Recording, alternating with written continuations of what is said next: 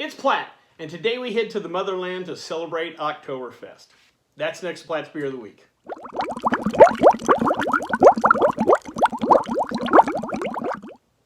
So, the particular beer we have today is Paulaner Oktoberfest Marzen. You don't see those two terms put together too often, but it comes to us from the fine folks at Paulaner Brewing. This is the first beer we've tried of theirs. So let's go over their background real quick. The brewery was established in 1634 in Munich, Germany by the Miniman friars. The Mendicant Order, friars, was founded by Francis of Paula, who created the order there. It is one of 6 breweries that is allowed to serve beer at Oktoberfest. So definitely a highly revered brewery there. It's also the 6th largest brewery in Germany. So again, a lot of tradition in this beer. The monks began producing a beer they referred to as Salvatore. It's a strong, higher ABV beer. Paulaner Salvatore, you can actually still find it today, which is kind of a buzz to think, some 400 years later, they're still spitting out that beer. The monks at the time would create this beer, and just like, monks we'd see in Belgium and France or wherever, there's a long tradition of brewing. Well, these monks produced this beer, and whatever that they didn't drink, they would give to the poor, which I can't imagine they're doing that anymore. Or they would sell at the cloister pub that was on the monastery. Now, this is where they got into a little issue. Apparently, the beer started gaining a little traction, and they got pushback from some of the local brewers. And it came to a head in 1634 where the brewers actually filed a complaint with the local city council. And it's the record of that complaint that is the first known record of the brewery. So most likely that brewery had been around for at least a few years. I guess things didn't come to head till 1634. Now, over the next century or so, as far as what the monks got to do legally, not legally, it was kind of a gray area. But finally, in 1754, they were allowed to serve that beer, the Salvatore, on the day that they would celebrate the founder of the order, Francis of Paula's. I don't think it was his birthday, but just a day they celebrated him, and they got to serve that beer. Well, as part of the ceremony, they invited some of the local politicians, kind of had a ceremony and let them have the first pints of the beer. Something they keep doing till to this day. They bring in the Prime Minister of Bavaria, and he gets the first pint or first liter of Salvatore. They do this ceremony to kick off something called Stark Beer Fest. It is a dark beer festival, or not a dark beer festival, a heavy beer festival, or, stronger beers, bigger beer festival, which is something I would definitely love to attend. But they bring him in to kind of christen the day, which is kind of unique. Speaking of beers, all their beers are produced under the German purity law of 1516, or something also known as the Reinheitsgebot. If you're unfamiliar with that, basically if you want to be called a beer in Germany, you can only have 4 ingredients: water, barley, hops, and yeast.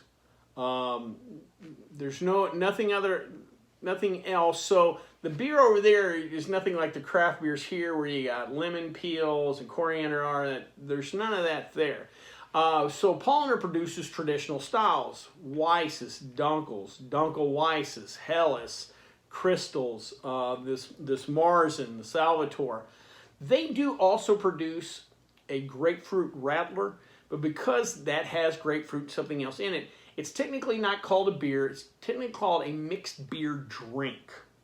But the rest of their beers follow that German purity law. Well, before we try this particular beer, let's check out the stats.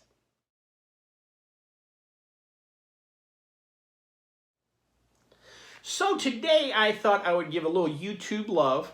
I appreciate all you guys watch me, but there are other YouTubers out there that put out some really cool content, and so I thought I'd recommend a few of them today. This channel, I kind of do a little bit of everything. I've done some, home brewing kits. I've made some cider, some mead, some wine. I've gotten into making beef jerky, I do beer reviews, I do spirit reviews.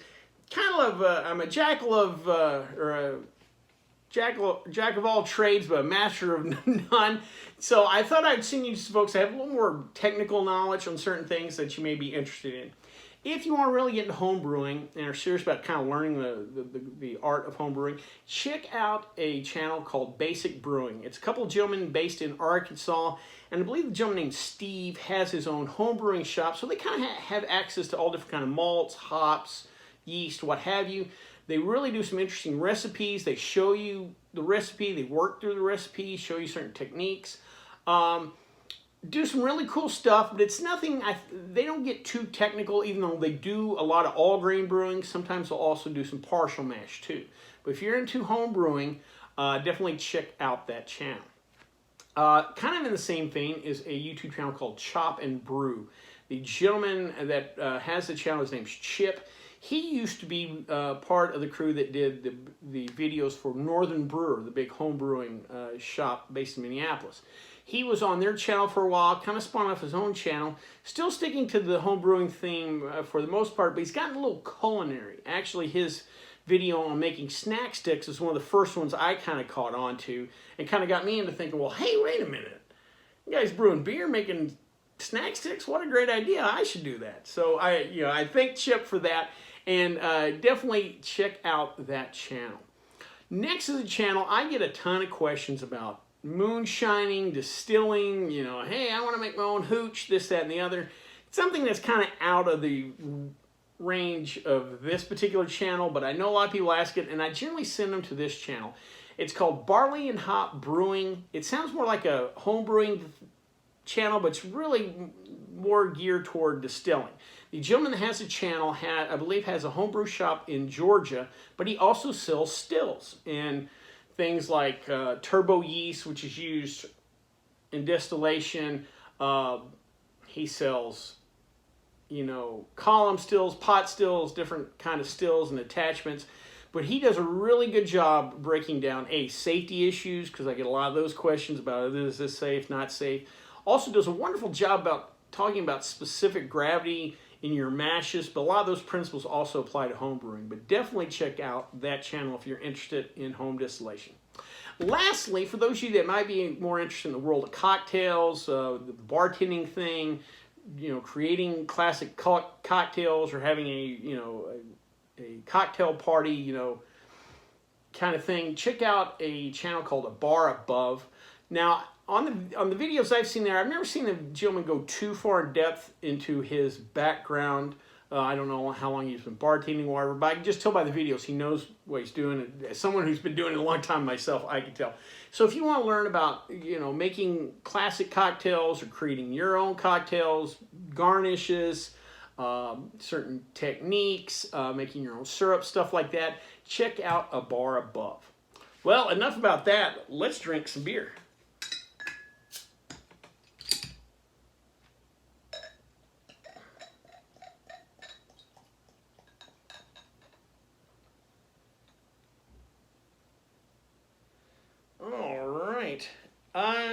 To me, compared to the other Oktoberfest we have, this has a little more brown than the copper color. Pretty good size head, very light khaki. Let's check the nose. All right, a little bit of malt, not a ton on the nose. Has a slight hint of that European funkiness. There's just, a different kind of vibe on their beers. Let's give her a try. Oh, that's nice. Nice malt punch on the front of the tongue. Medium minus on the body. Very easy drinking. Also tastes like beer. Just, you're like, this is beer. I like it. Yeah, finish, about a medium minus finish too, doesn't linger too long. More on the toffee, sweeter, roasty notes on the malt. But just a nice, enjoyable, easy drinking beer. This is something you might could get your Miller Lite friends toward.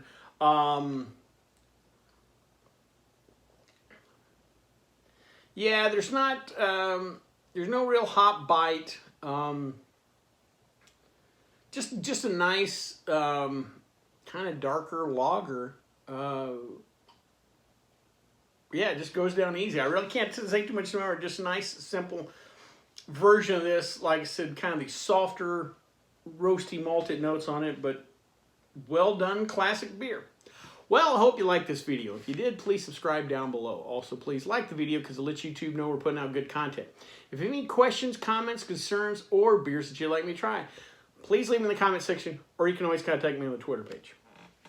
Till next time, bottoms up.